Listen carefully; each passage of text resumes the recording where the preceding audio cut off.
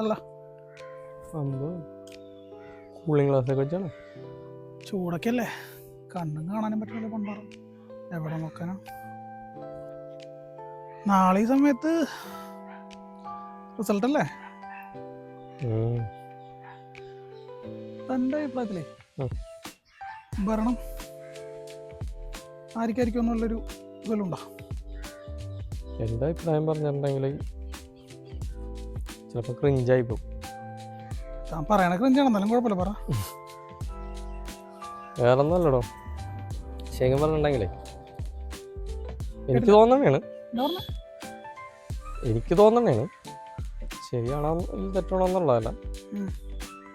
ഭരണമാറ്റം വന്നില്ലെന്നുണ്ടെങ്കിൽ അതിപ്പോൾ ഉള്ള രണ്ട് മുന്നണികൾക്കും വൻ പണിയാകുമോ എന്നൊരു ഡൗട്ടുണ്ട്.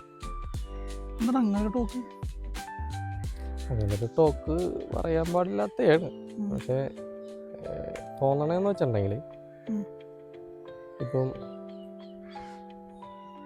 ഭരണം കിട്ടിയില്ലെന്നുണ്ടെങ്കിൽ ഒരു പക്ഷേ ഇപ്പം പ്രതിപക്ഷത്തുള്ള പാർട്ടിയുടെ കാര്യത്തിലൊരു തീരുമാനവും 4 വഴിക്ക് പോകാനുള്ള സാധ്യതയുണ്ട്.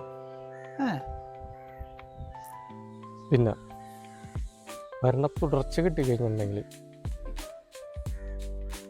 നമുക്കറിയാമല്ലോ എന്താണ് പറയുക, ഭരണവിരുദ്ധ വികാരം. ഒരു 15 വർഷമൊക്കെ തുടർച്ചയായിട്ട് ഭരിച്ചു കഴിയുമ്പോൾ വരുന്ന ഭരണവിരുദ്ധ വികാരം എന്ന് പറയുന്നത് ആന്റി ഇൻകംബൻസി എന്ന് പറഞ്ഞ സാധനം അതിന്റെ പീക്കിലേക്ക് പോകാൻ സിമ്പിളായിട്ട് പറയാൻ പറ്റും. മനസ്സിലായില്ലേ? അത് വേറൊന്നുമല്ല.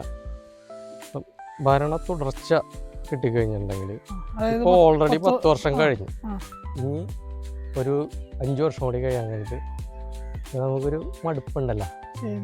അതിപ്പോൾ എന്തൊക്കെ ചെയ്തെന്ന് പറഞ്ഞാലും ചിലപ്പോൾ ആ ഒരു മടുപ്പ് വരും. ഇപ്പം തന്നെ 10 വർഷമായപ്പോൾ തന്നെ ഒരു കാര്യമില്ലാത്ത മടുപ്പ് പല ഭാഗത്തുനിന്നും കേൾക്കുന്നുണ്ട്. അതുപോലത്തെ തന്നെ ഒരു സംഭവം വരും. ഇനിയിപ്പോൾ അത് വന്നില്ലെങ്കിൽ തന്നെ മാപ്പറകൾ നന്നായിട്ട് പണിയെടുത്ത് അത് കൊണ്ടുവരികയും ചെയ്യും. നമ്മളുടെ സാധനം കിട്ടിയണ്ട കറക്റ്റാണ്. ഞാൻ പറഞ്ഞില്ലേ ഇത്